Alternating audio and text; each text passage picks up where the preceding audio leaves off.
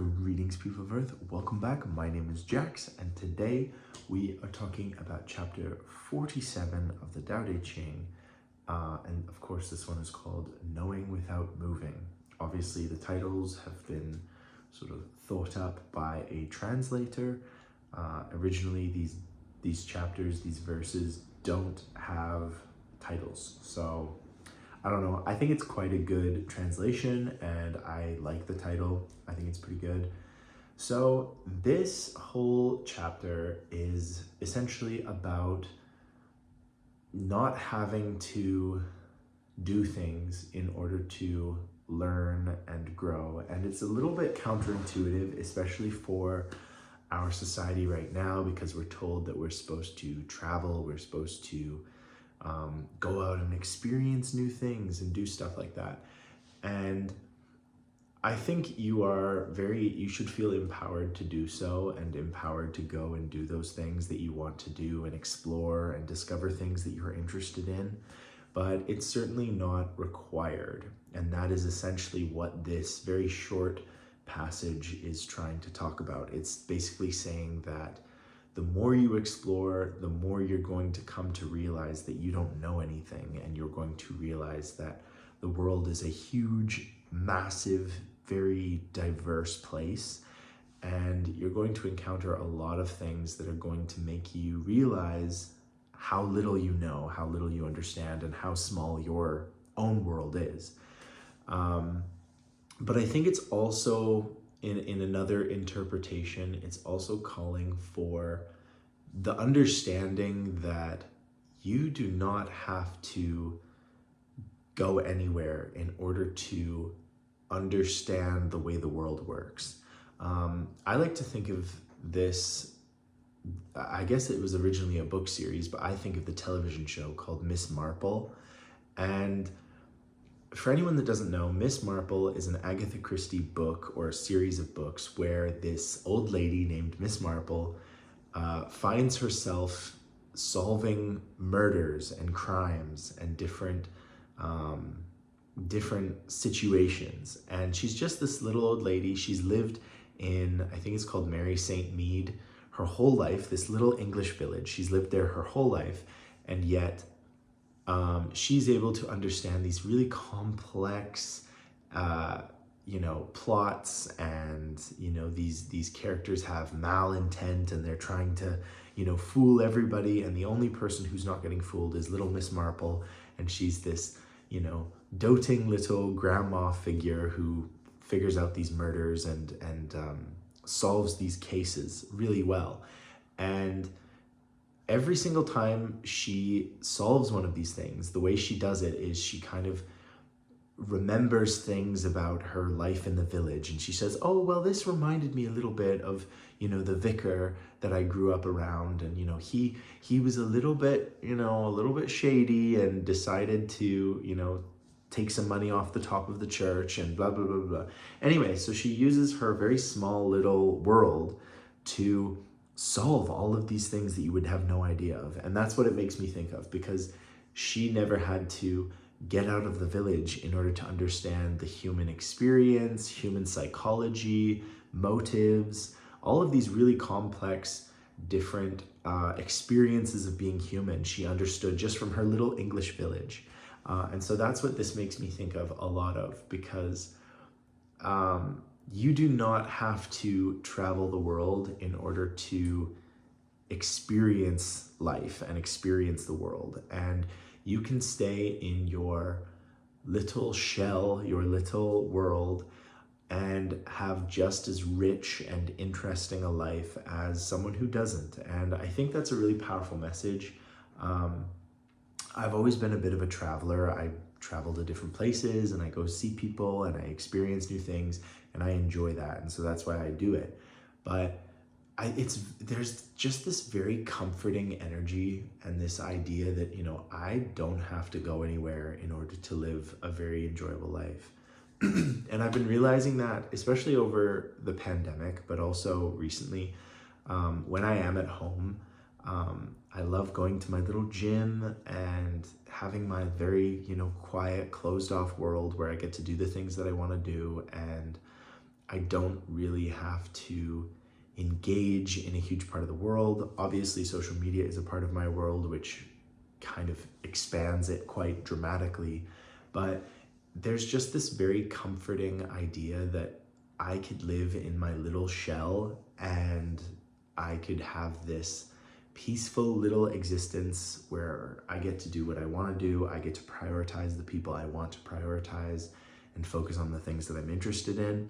And I don't know, just the fact that it's always there, it's like this like comforting thought that could always like, I could always just disappear into my little world and I wouldn't have to worry or feel like I'm missing out on life. Because I think a lot of us feel like if we're not traveling, if we're not exploring, if we're not doing all of these things that we're supposed to be doing at whatever age you are, that you're missing out. You know, you're missing out on having a family, you're missing out on, you know, having fun in your 20s, whatever.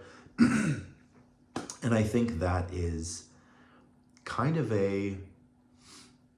it's a real shame that we hold these standards to specific age groups. And it's like, oh, if you're not in your 60s as a grandparent, you haven't done it right, you know, you failed somewhere. And I think that's totally wrong.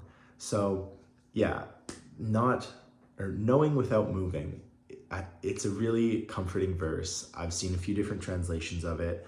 I really like this one. I'm going to read it and we're going to talk about it, and then again at the very end I will read it again. So knowing without moving, without leaving one's door, one can know the world. Without looking out of the window, one can understand the Tao of heaven. The further one travels, the less one knows. Thus, the enlightened man can know without moving, name without seeing, accomplish without doing. So, right away at the end there, we are brought back to Wu Wei, the idea of non-action, the idea of not doing, and how powerful that can be. Once again, it's not necessarily about physically doing nothing, but it's about having that flow state and feeling like the actions you are doing are so natural that, you know, you are running off of your instincts, off of your wisdom. You aren't trying to force anything one way or the other. It will be what it will be, and you are going off of your instincts and you are allowing the Tao to flow through you rather than trying to control it or manipulate it in some way, because that never works out good. So essentially that is the verse. That's all it is. It's just, you know, 4 or 5 short lines. The second line, without looking out of the window, one can understand the Tao of heaven. I really like this idea because it kind of makes me think of like armchair philosophy, where people can simply exist, you know, in their armchair, you know, thinking about the world, and you can come up with a lot. Your brain has the ability to sort of process and analyze and create, synthesize. It has the ability to create so much understanding of the world just by your little corner of the universe.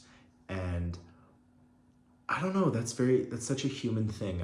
I think like one thing that I understand while traveling around the world is that every person on the planet has a very unique, busy, intricate life. And when I understand that, I think it gives me a better understanding of sort of the whole picture, and the idea that, you know, like when I was a kid, I was very much one of those kids that thought that if I wasn't physically seeing it and experiencing it, it wasn't happening. You know, like people that were outside of my zone of understanding didn't exist to me. And I think that's a very naive and a very childish, and sometimes you find adults that also maintain that same idea. But I think children are very clued in when they're with people. They're very empathetic and they can sort of see people for who they are. But as soon as someone's out of sight, they're really out of mind. And I think, you know, we look at children as having this kind of innate wisdom and knowledge, and, you know, they're always thinking of things and processing and coming to a new understanding of things. We don't tend to give that the same weight, you know. I think the idea that children sort of live in their own insular world, and they don't necessarily focus on things out of their control. They don't necessarily focus on things outside of the world that they are experiencing. But I think that is quite a healthy way to live. You know, you focus on your community, your life in the center here, and I think that prevents a lot of anxiety about the future or the past or external circumstances. You're not so much worried about, you know, what's going on a million miles away from yourself, because you're focused on yourself. You're working on your community and your center. So I don't know, I just think that that's kind of an interesting idea, the idea that you do not have to leave. You don't have to go anywhere to understand where you're going or what you want to do. And the idea of, I don't need to move to understand. You know, I understand without moving, and I know without moving. So I don't know, there's a lot to unpack here in just 4 or 5 short lines. There's a lot of information, a lot of concepts. I think you can take this much further than I have today, but I think that's as far as I want to go with it. I kind of want to leave you guys with it. Again, thank you guys so much for watching, and as always, I will talk to you guys tomorrow. Knowing without moving. Without leaving one's door, one can know the world. Without looking out of the window, one can understand the Tao of heaven. The further one travels, the less one knows. Thus, the enlightened man can know without moving, name without seeing, accomplish without doing.